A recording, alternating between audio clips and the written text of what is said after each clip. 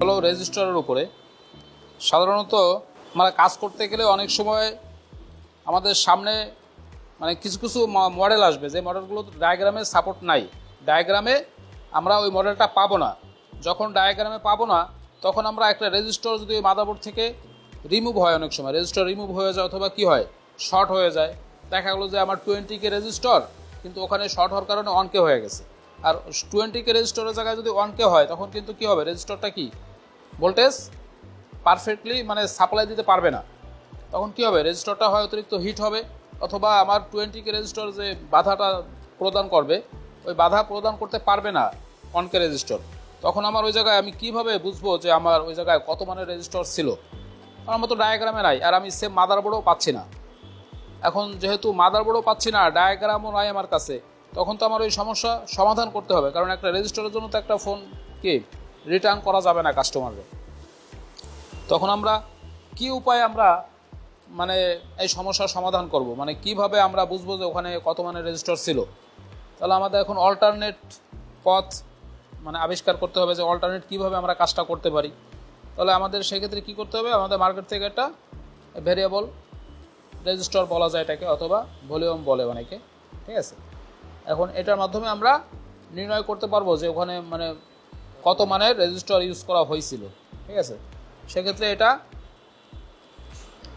সর্বপ্রথম আমাদের কি করতে হবে, আমাদের যেখানে রেজিস্টারটায় প্রবলেম, ওই রেজিস্টারটা সর্বপ্রথম আমাদের এটা দুই প্রান্তে কানেকশন করতে হবে। আমরা কানেকশন করে দেখাই। এখানে দেখা গেলো একটা রেজিস্টার রিমুভ হয়েছে, রেজিস্টারটা নাই চার্জিং সেকশনে।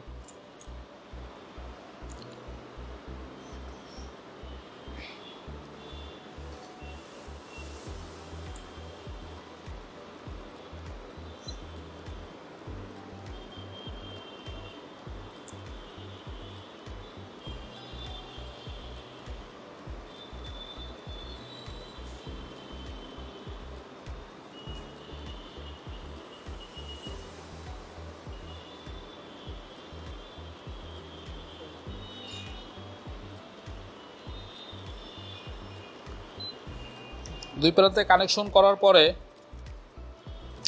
এখন আমার ওয়ার্কিং মোডে চলে যেতে হবে। ওয়ার্কিং মোড বলতে আমার চার্জার কানেক্ট করতে হবে, যেহেতু আমার চার্জিং সেকশনে প্রবলেম।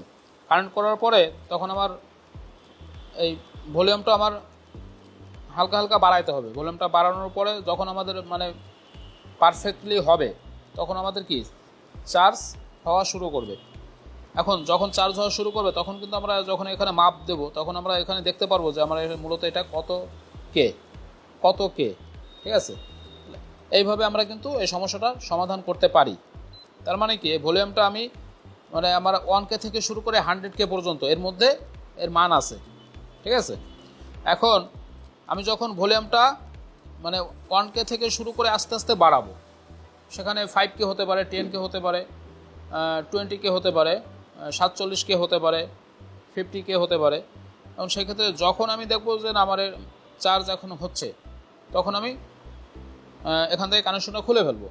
কানেকশনটা খোলার পরে তখন আমি এখানে মাপ দেবো যে আমার এখানে এখন কত কে আইছে, আমার এখানে কত কে আইছে। এখন এই মিটারে চলে আসেন। মিটারে আমরা কোন মোডে মাপতে পারি, আমরা ওহমস মোডে যাব। তখন ওহমস মোডে যাওয়ার পরে আমরা এখানে দুই প্রান্ত ধরবো, হ্যাঁ দুই প্রান্ত ধরবো। তার মানে কি, আমি যখনই আমি ভলিউমটা বাড়াবো কমাবো, আমার দরকার হলো ওখানে কত পাইছি আমি 56K। তার মানে হলো কি, আমার 56K যখন আসার পরে তখন কি আমার চার্জ হওয়া শুরু করছে।